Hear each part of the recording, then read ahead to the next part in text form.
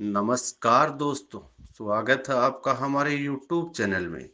आज की कहानी जिसका शीर्षक है संगत का प्रभाव। आइए कहानी शुरू करते हैं। दिल्ली विश्वविद्यालय का कैंपस भीड़ भाड़ से भरा हुआ, हंसी मजाक, सपनों और संघर्षों का संगम। वहीं दो छात्र आरव और समीर कक्षा में सबसे घनिष्ठ मित्र माने जाते थे। आरव एक शांत, समझदार और विचारशील युवक था। वह सुबह जल्दी उठता, योग करता और अक्सर पुस्तकालय में समय बिताता। वहीं समीर थोड़ा बेफिक्र, तेज तर्रार और निडर स्वभाव का था। वह कहता, जिंदगी एक ही बार मिलती है यार, नियमों में बंधकर क्या जीना। आरव हंसकर जवाब देता, सही कहा, पर जो जीवन को अनुशासन में ढालता है वही जीवन को दिशा देता है। दोनों की दोस्ती सबके लिए मिसाल थी। आरव समीर की गलतियों को सुधारने की कोशिश करता और समीर आरव को बाबा कहकर चिढ़ाता। लेकिन समय की धारा में हर दोस्ती एक परीक्षा से गुजरती है। कॉलेज खत्म हुआ, आरव ने सामाजिक सेवा की राह चुनी। एनजीओ में काम करने लगा। वह बच्चों को पढ़ाता, गरीबों की मदद करता और हर रविवार ध्यान सत्र आयोजित करता। धीरे धीरे उसकी पहचान एक युवा मोटिवेशनल स्पीकर के रूप में होने लगी।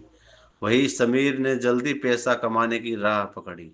छोटे मोटे धंधों में हाथ आजमाते हुए वह गलत लोगों के संपर्क में आ गया। शुरू में उसे लगा कि यह सब स्मार्ट बिजनेस है, पर कुछ ही वर्षों में वही व्यापार गैर कानूनी लेन देन और धोखाधड़ी में बदल गया। आरव और समीर अब दो अलग दिशाओं में जा चुके थे, एक प्रकाश की ओर, दूसरा अंधकार की ओर। इन्हीं दोनों के रूप में एक कहानी जो आज भी मंदिरों, प्रवचनों, किताबों में दोहराई जाती है। एक सज्जन पुरुष जो साधु बन गए और एक पुराना मित्र जो छल कपट में लिप्त हो गया। संत का नाम था स्वामी आनंद राम और उनके बचपन के मित्र थे गोपाल। दोनों एक ही गांव में पले बड़े थे। गोपाल शरारती था, पर दिल का बुरा नहीं। आनंद राम शांत, अध्ययनशील और विचारशील। समय बीतता गया, आनंद राम साधु बन गए, देश विदेश में प्रवचन देने लगे। उनके विचारों से लोग प्रेरित होते। भलाई कभी व्यर्थ नहीं जाती और बुराई कभी स्थायी नहीं रहती।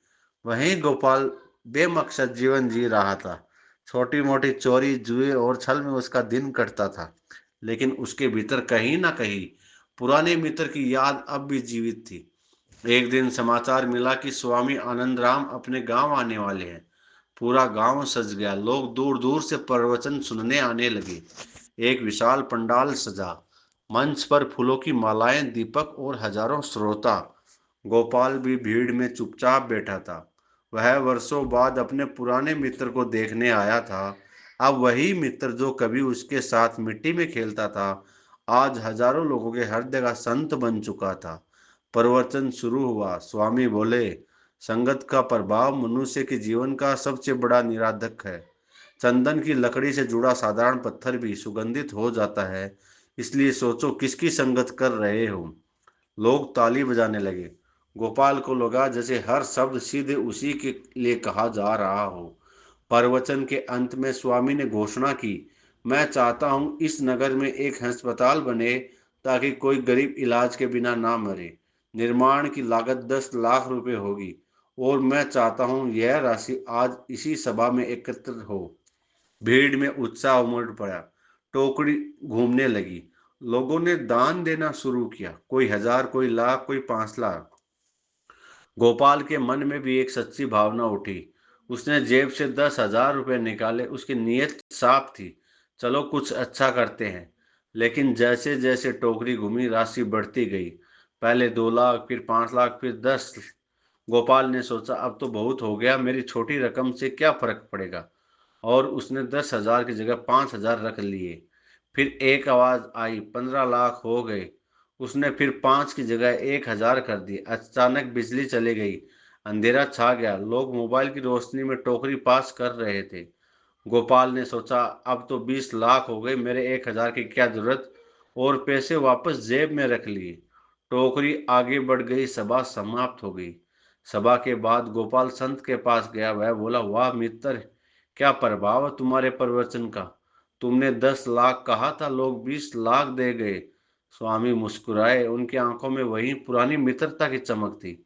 फिर बोले, गोपाल पूछना तो नहीं चाहिए, पर क्या तुमने भी कुछ दान दिया? गोपाल झेप गया, धीरे से बोला, सच बताओ मैंने कुछ भी नहीं दिया। स्वामी ने शांति से कहा, फिर कैसा प्रभाव मेरा? यदि मैं अपने मित्र के मन को नहीं बदल सका तो मेरा प्रवचन अधूरा है। गोपाल ने सिर झुका लिया, कुछ क्षण बाद बोला, नहीं मित्र, तुम्हारा प्रभाव हुआ है। जब लाइट चली गई थी मेरा मन हुआ कि टोकरी से कुछ निकाल लूं, लेकिन तेरे शब्द याद आए। संगत का प्रभाव हमें गिरने से बचा सकता है। उसी पल मैंने खुद को रोक लिया। अगर तेरे प्रवचन का असर न होता तो मैं वही पुराना गोपाल होता। स्वामी ने कहा, यही तो सच्चा परिवर्तन है, जो दूसरों की नजरों में नहीं पर अपने अंतर्मन में होता है। कहानी यहाँ खत्म नहीं होती। यह घटना आरव की प्रेरणा बन गई। उसने यह प्रसंग अपने सेमिनार में सुनाया। समीर भी उसी सभा में आया था सालों बाद। जब आरव ने कहा, भलाई का प्रभाव धीरे धीरे होता है, पर जब होता है तो मनुष्य की आत्मा को दिशा दे देता है। समीर की आंखें नम हो गई। कार्यक्रम के बाद वह बोला, आरव मुझे माफ कर दे, मैंने कई गलत रास्ते चुने, पर तेरी बातें मुझे याद रहती थी। जब मैं गलत काम करता था तेरी आवाज गूंजती थी, समीर ये सही नहीं। आज समझ आया, यही संगत का असर था। आरव मुस्कुराया, तू देर से आया पर आया तो सही। समीर ने कहा, अब मैं भी कुछ ज्यादा अच्छा करना चाहता हूँ। और उसने अपने कुछ अवैध कारोबार बंद कर दिए। आरव के एनजीओ में काम शुरू किया। धीरे धीरे वह बदल गया। एक सच्चा मित्र, एक सच्चा गुरु या एक सच्चा विचार मनुष्य के बीते छिपे अंधकार को रोशनी में बदल सकता है। अच्छी संगत का बीज जब मन में पड़ता है तो चाहे वर्षों बाद ही सही, वह एक दिन जरूर अंकुरित होता है। इसीलिए कहा गया है, जैसी संगत वैसी रंगत। भलाई की संगत रखो, क्योंकि एक दिन वही तुम्हें गिरने से बचा लेगी, चाहे वह अंधेरे का क्षण ही क्यों ना हो। दोस्तों, आपको यह कहानी कैसी लगी कमेंट बॉक्स में हमें ज़रूर बताएं। साथ ही आप हमारे चैनल पर नए हैं तो चैनल को सब्सक्राइब करें, लाइक करें, शेयर करें। धन्यवाद।